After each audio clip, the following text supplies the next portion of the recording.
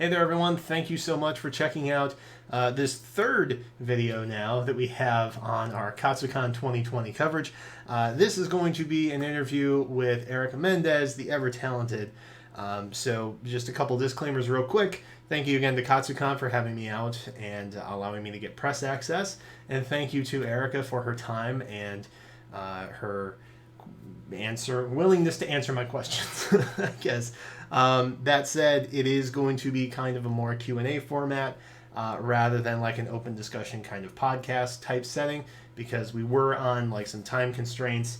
I feel like I already had more time than some of the other people covering press there, so I wanted to be very mindful of her time and her schedule.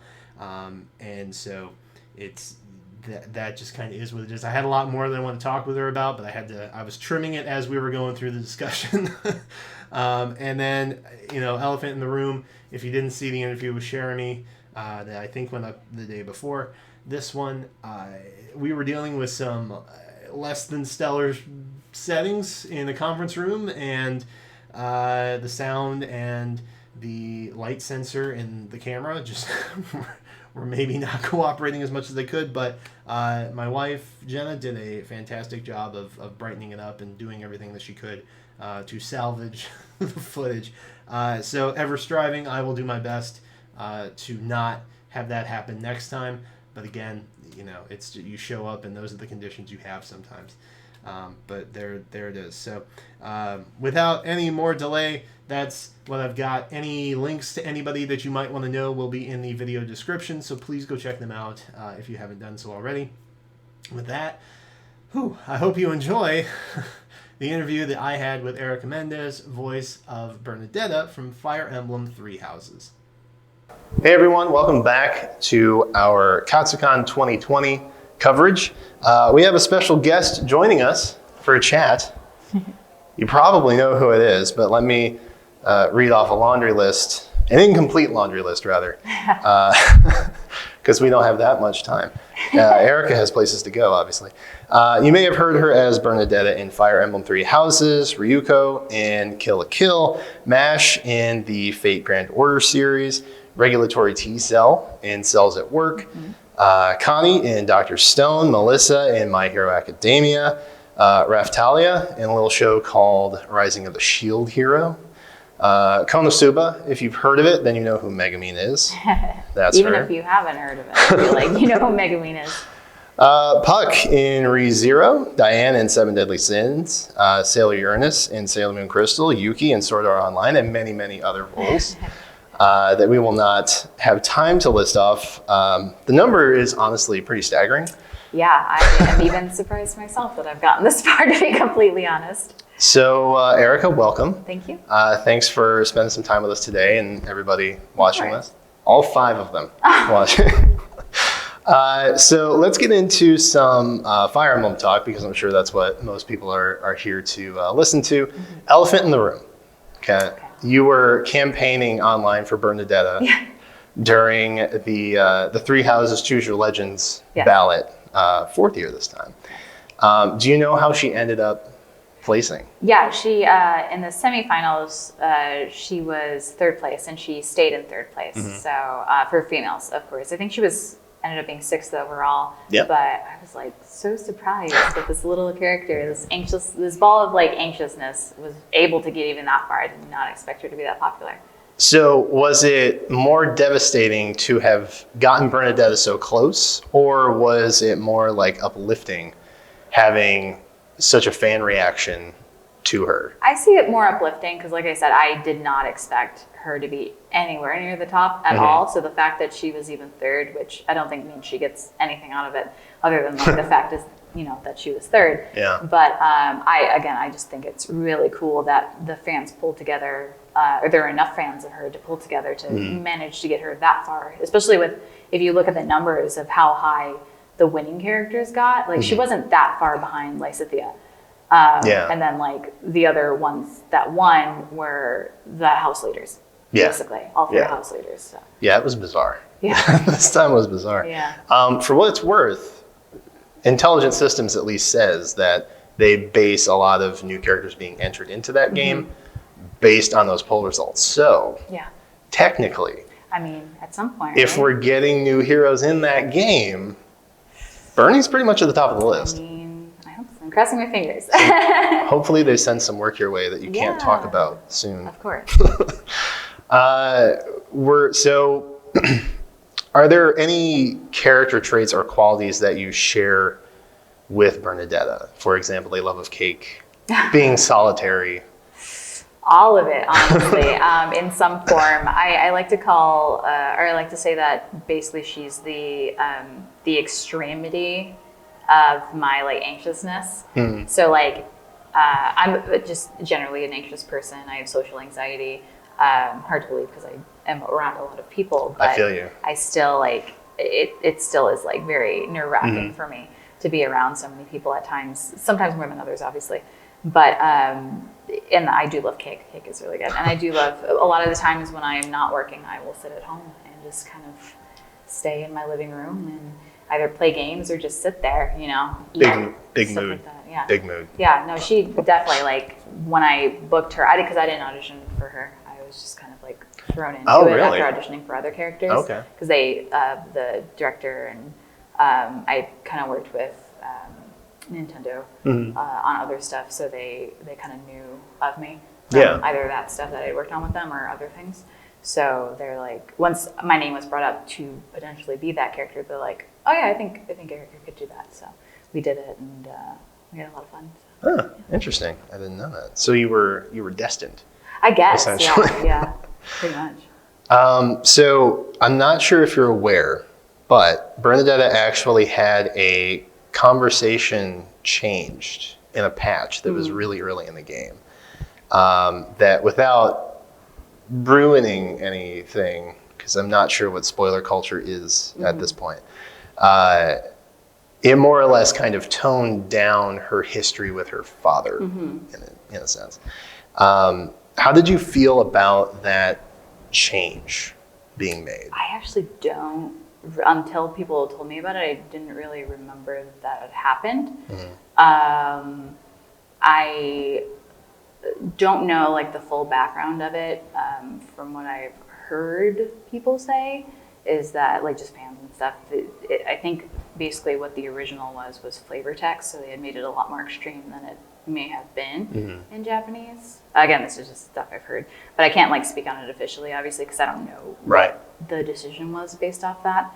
But I mean, it is kind of, you know, I don't want to say it's necessarily disheartening that they kind of, I don't even want to use the word censorship necessarily, because I just think they, I think that whole round of like them patching that stuff was just like, maybe they just were told to tone it down from like maybe a higher part of the business chain, is what I assume. But I don't know. I never get told why any of that happens, so I can only assume, just like everybody else, really. Yeah. My understanding was kind of similar. I think it had something to do with making the context match the Japanese line more. Yeah, I think that's a lot of what the changes were. Yeah. So, I don't think it necessarily changed a whole lot. It was still pretty, like, you still hate her dad for it, because he's just an awful person. Yeah. But yeah, I can see why people were upset about it. Easy top 3 worst dads, for sure. Yeah. So I find that, speaking of kind of like a past history type thing, I find that Bernie actually has some of the best personal growth from like start to finish of any of the characters. Like everybody kind of goes through some stuff, like we all do. But I think Bernie, having been such almost like a shut-in almost, to where she ends up post-game, I think she kind of had a more distinct growth. What was it like kind of putting a voice to that character from beginning to end and kind of watching it progress? I was actually a little surprised at the start, because I felt like I expected, when I was originally described the change and like just the general aspect of the time skip and how everybody goes through that change over 5 years, I kind of expected her to be a little bit stronger than she ended up being. But I ended up liking where it was, because it's more truthful to real life. Because I think overall, like especially in 5 years, it sounds like a long time, but it's not that long overall in people's lifetime. Like, of course, she's still going to have like those moments where she kind of relapses and goes back to like, oh no, I kind of just want to stay here. But I guess because, you know, I'm trying and people have told me to try, I'm going to try. Yeah. But after this, I'm just going to go back and like go back to my room and like do what I usually do. But she definitely tries a lot harder than she had before. So yeah, I do like where it ended up, and seeing her go through that in the different support conversations, I think was really interesting. Yeah. So when Bernie does come out of her room, who would you say her friend in the monastery would have been? Like who would her go-to person have been?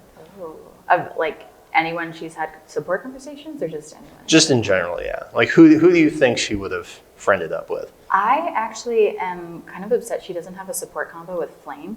I think her and Flame would have been really good friends, but they don't really interact too much at all. But as far as like people she's had supports with, I really like the new supports with Yuritsa that just came out. I think their dynamic is really fun. I don't want to, because it's pretty new, I don't want to give out anything super spoiling. But just like from the beginning of it and then to where they end up, I think is really cute and funny, and it makes so much sense for Bernie as a character of why she ends up kind of deciding that she wants to be closer to him despite him kind of being everything that she's afraid of. Yeah. So I thought that was their dynamic is really cool because, you know, he's who he is and she's who she is, but they kind of like find a middle ground. I think it's really cool. Yeah. So if you have not updated or gotten the DLC, you should do that. Yes.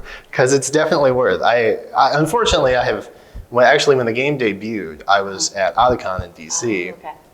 And now, you know, the DLC dropped the night before Katsucon started. So I was like, of course, yeah. Great. I haven't played it yet myself this either. Is perfect. So now that we have a friend, who would you say her one true S support would be? Ooh, gosh. Who's the OTP? I guess I'm a little biased because I've been in a relationship with Felix's voice actor for about 10 years. Oh, okay. So I'm a little biased towards Feliburn. So I do really like Felix and Bernadetta. Other than that, I'm trying to think. In my game, she ended up with Ferdinand, which I didn't expect, but it's also kind of funny because people pointed out afterwards, of course, that it's like Naofumi and Raptalia from Jump. Yeah. And their A support is really cute. I feel like I had a different one that I kind of liked. I really like Bernie and Caspar. That was actually That's what I was aiming for, and I ended up getting Ferdinand.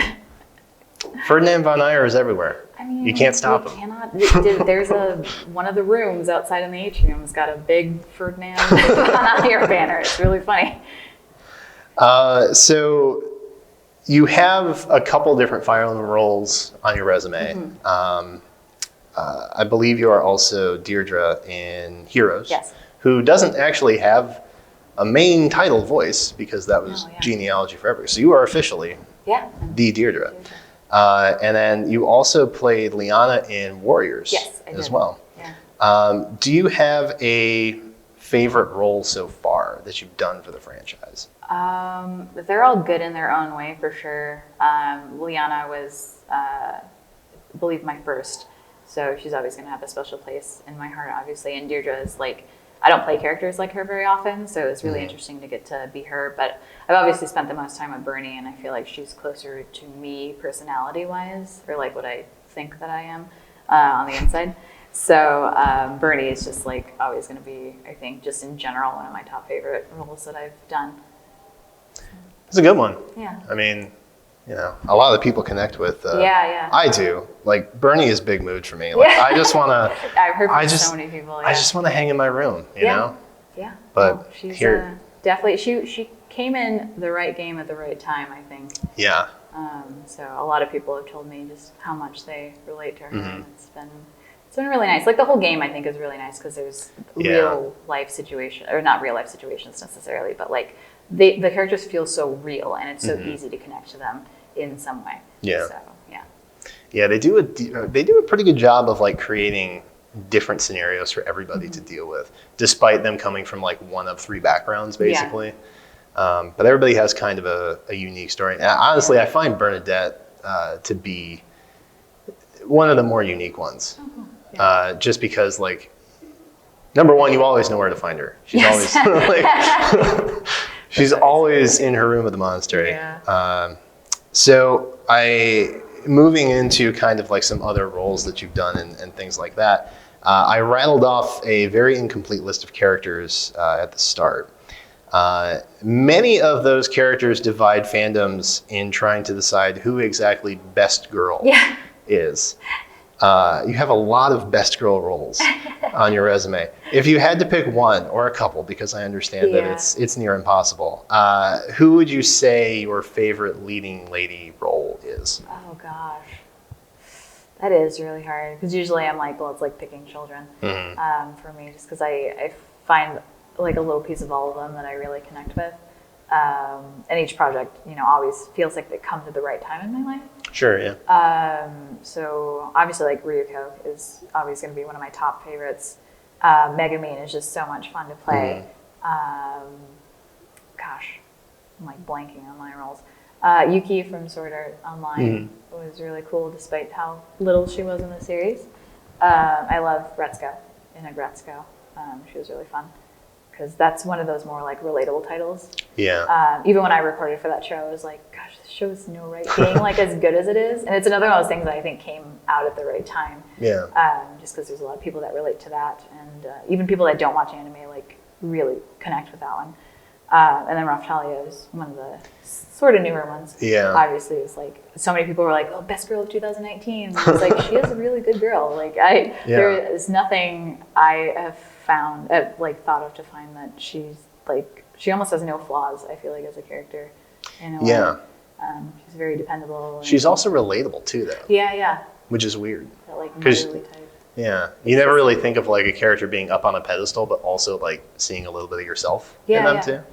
I feel like she's more the person, like, I wish I was. You know? Erica 2.0. Yeah, exactly. Yeah. So, speaking of best girls, who would you say the better spellcaster would be? Akko from Witch Academy or Megumin from Konosuba? Oh, no contest. Well, I guess it's a really hard contest, actually, because they're both pretty bad at most things. But Megumin, I mean, she's got the higher up on that, because she can actually do a decent spell, and it's really powerful. Fair. Whereas Akko is just kind of like almost useless. Like, I feel bad for her. She tries so hard. I do really love her, though. But Megumin's got the one and done. Oh, yeah. It's easy. Yeah. Which, I mean, I don't think they've dubbed it yet, but the Konosuba movie, that came out, I mean, she was pretty, like, it's about Aqua and, but the movie was about Megumin. Yeah. Like, hands down. Yeah. So. That's what I've heard. I haven't seen it yet, personally, but I hear it's really good. It's definitely worth a watch if you can. We saw it on the Crunchyroll when it came through that tour. Yeah. But if you get a chance, you should check it out. So being in Shield Hero 3 Houses in Konosuba, you've spent a decent amount of time interacting with the voice of another voice acting colleague, Faye Mata, for example. Given the choice, would you rather be Raphtalia partied up with Mine, Bernadetta partied up with Petra, or Megumin partied up with Aqua? Oh, gosh. I feel like, well, Mine's unlikable, so I don't think I'd want to be around her. Yeah, no. Aqua's kind of loud and annoying and useless in most ways, so I don't know if I could be around her. So I think Petra's kind of the only real competent one of that group. So that's fair. It'd probably be Bernie and Petra. That's a good choice. Yeah. I don't think anybody would, deny that was it's probably the correct choice, no matter where you're at. So you're actually in a pretty interesting situation that I don't think many actors find themselves in. A lot of voice actors will voice multiple characters, but those individual characters don't often cross over in the same kind of world. And thanks to Isekai Quartet, you're actually playing 3 different characters, that being Megumin, Puck, and the newly added Raphtalia. Yeah. What's it like being involved in so many different roles within, like, is it hard carrying the show on your back at this point? It's funny you say that because a lot of people, when Raphtalia and the other Shield Hero cast got added, people were like, oh, you're going to be doing so much work, and like, it's going to be crazy. They should pay you more because you're doing so much work. And it's like, because we record an episode a week, I really am not there for more than like 20 minutes at the most. Because Raphtalia and the others, they've really only been in the first episode or 2. Mm-hmm. Yeah. They haven't really shown up, and I think episode 5 just came out just before Valentine's Day. So I think they're kind of, the Shield Hero characters are more of like a cameo, because I think if they actually added them to the main core of the show, it'd be Isekai Quintet. Good point. That's what people are theorizing. Yeah. So I'm like, okay, maybe that makes sense of why they haven't really shown up. But I think the most I've done this season so far is like Megumin had a bit more to say. And then I just recorded episode 4, I want to say. Mm-hmm. And Megumin and Puck are like in the same scene, but they don't necessarily like talk to each other. But it's definitely a challenge, because like I do think Megumin and Puck are just slightly different sounding, but there's like a fine line between like what I do for Megumin and what I do for Puck. Right. So Raphtalia is a little bit different, because it's a little bit more of my not my natural voice, but just, it's kind of more of my natural sound, but a little bit more feminine. So that's easy enough to differentiate. But sometimes I have a little trouble with Megumin and Puck, because they're both kind of like scrappy, little characters. That Megumin's like almost a boy voice, but not quite. Mm-hmm. And then Puck is just my boy voice, basically. So I haven't had too much trouble with it, as much as people may have thought I would have had, but because they just don't interact, because there's so many characters. It's like true, yeah, kind of hard, and they kind of focus on like more of the main characters. So Puck pops in maybe every once in a while to say something quirky, and then that's it. But yeah. Just get the one-liner in. And, yeah, pretty much. Yeah, I think there was literally an episode where I had one line as Raphtalia, and then I was like, okay, I'm done. Yeah, that's bizarre. Which, if you guys aren't familiar, I think they're only about 10 to 12 minutes. Yeah. Like, they're very easy to, like, it's an like easy 10, watch. 11 episodes or something like that. So check, honestly, like, it's fun though. I really like you should watch it. It's definitely worth. So you also play a lot of different types of characters. So like you have action-oriented Ryuko in Kill la Kill. You have a more dramatic kind of role like Tsubaki in Your Lie in April. Do you have like a pre-game ritual before you step into the recording booth to like get your head in the right space for whatever role you're about to give life to? At one studio I work at, in particular, Bang Zoom Entertainment, they tend to they'll play reference lines for you from like previous episodes or from your audition or something like that, just to kind of get you back into the character. So I prefer that way of working, but sometimes when I go in for like a Funimation thing for a simul dub, I think they have that stuff on hand, but they're just used to just kind of going in and doing it. So I kind of miss that. Like that helps me get in the headspace. But otherwise, like, I don't really have anything specific that I do. Sometimes I have a certain stance depending on what type of character I'm playing. Okay. Like for Raphtalia, I'll stand kind of like straight, and sometimes I'll put my hands behind my back or like in front, because it's more like the kind of like demure kind of pose. So she's very like soft and can be princessy in a way, but then when she fights, like I get a little bit more like action stance. Or when I'm playing boys, I'll like spread my legs apart and just kind of get like loose. That's really interesting. I never really thought about how your posture would change. Yeah, voice acting is actually a lot more physically oriented than people think. Like you think, you've got the voice so you can do it, but when you have to get into actiony scenes, like sometimes you do have to like punch or like fall back if you're getting hit and stuff like that. So. And I think at yesterday's panel, I was there. Spoilers. You guys had talked a little bit. You and the SAO cast had talked a little bit about what to do to prepare to like get into voice acting, and like the number one thing was take acting classes. So I guess that kind of helps correspond to know your physical presence, really and your posture. No, definitely, yeah, just knowing kind of where to place everything, like even if you're using, you're not necessarily physically moving, but just like learning how to place your voice and like, even you have to like scrunch up your face sometimes to do certain things. Like, oh, sure, yeah. I've had times where, I'll be doing a line sometimes and the director will be like, something doesn't feel right, but I noticed you're not smiling, so maybe smile a little bit more, because you can hear, like, when you're talking just straight like this, as opposed to when you're talking like this, you can kind of hear the smile in it, Yeah. So there's a lot of like tricks like that. Yeah. There you go. Free tip. Yeah. Take it home. So you took on the legacy role of Sailor Uranus in the reboot and the Viz dub, Crystal as well. Is there a series that you want to see get a reboot that you might want to be a part of? That already happened. I was super in love with Fruits Basket.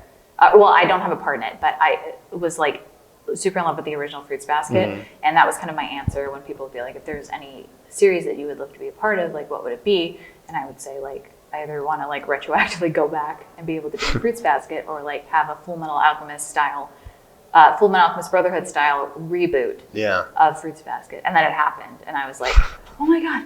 And I'm not in it, and I don't want to like, push to be in it, because that's just not how I am. I know the director, and like if she wants to put me in it, she can. Like that's her decision.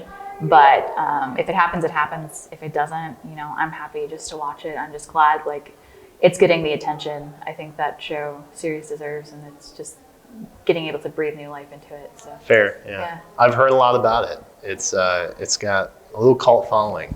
No, I love slice of anime, and that was like the very first one I really got into. So it's my wife's preferred genre as well. So it's known that you're a big fan of anime and games, which was actually the initial starting interest in your voice acting career. What was the first anime that ever sparked joy for you? To borrow a term from Marie Kondo. Well, just going to start off, like, me and my dad used to watch Speed Racer before I knew what anime was. Yeah. So that was just kind of like a memory I've had since I was young, just watching, old school Speed Racer with my dad, or like Astro Boy and stuff like that, Voltron, and Gatchaman, or G-Force as it was called in America, I think. Yeah. I didn't actually like start knowing what anime was until I was about in middle school. And then I came across like Chobits. Chobits was good. Trigun. Stuff like that. Deep dives. Just like anything that was on Toonami, like way back when. Yeah. I loved Outlaw Star. Gundam Wing I thought was really cool. I actually didn't watch Sailor Moon growing up. Really? Yeah, because I'm from the Midwest. So when I would come home from school, it would be like in the middle of the episode, and I didn't want to watch like halfway through an episode, so I never got a chance to watch it. And getting VHSs of anything back then, because I'm not old. Remember VHSs? Preach. Yep. They were either like non-existent or way too expensive by the time I was like actually able to buy them. So Toonami was like a really big awakening for me as far as like getting a hold of more anime. And then I started making friends because of it, because it was like one of those things where not really many people watched it or read manga back then. So it was hard to find people with common interest. And then like, I found out about conventions, and I'd go to conventions and learn more anime.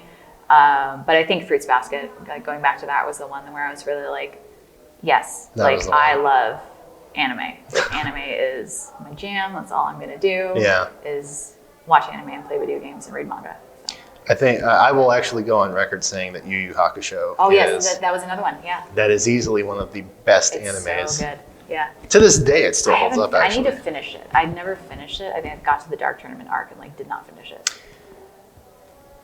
Maybe that's okay. Is it okay? Okay, I'll take your word. It gets a little out there after that. You're definitely in the best arc life right there, for sure. So word on the street is that you are an avid purveyor in karaoke. Am I? Is that the word on the street? Do you have a go-to jam whenever you do? I do, because usually when me and my friends go, I'll go with a lot of other voice actor friends that I have, and we just kind of use it to I don't want to say have practice on the mic because we're not like doing anything, acting wise, but just to kind of, have fun, chill out on the weekends or celebrate parties or whatever.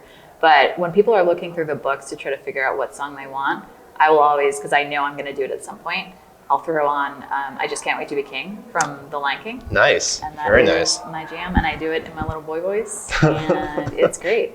And you get someone to do Zazu, and it's so much fun. And everybody knows it, so it's... Oh, yeah, for sure. It's an easy party song. Yeah. So you're using your voice for things not work-oriented for a sometimes. change. Yeah. Sometimes. I don't, because a lot of people ask me, like, do you go to drive-thrus and, like, use funny voices to, like, mess with the people? And I don't do that kind of stuff. But if I'm in, like, a contained room with friends... Yeah. Just having fun with stuff like that. Like, occasionally for karaoke songs, I'll do stuff like that if it calls for it. But otherwise, like, me and my friends we do a lot of like Disney and Broadway musical stuff. Yeah. Yeah. Nice. Yeah. Those are always good go-to songs. Oh yeah, for sure. Yeah. Everybody knows them. Words are pretty easy to remember. Yeah. Melodies are always good too. Yeah. That's always solid. So we're nearing the end of our time, unfortunately. But you were, a star. You have places to be. For all the aspiring actors and voice actors out there, what is something that you wish you knew back then that you know now?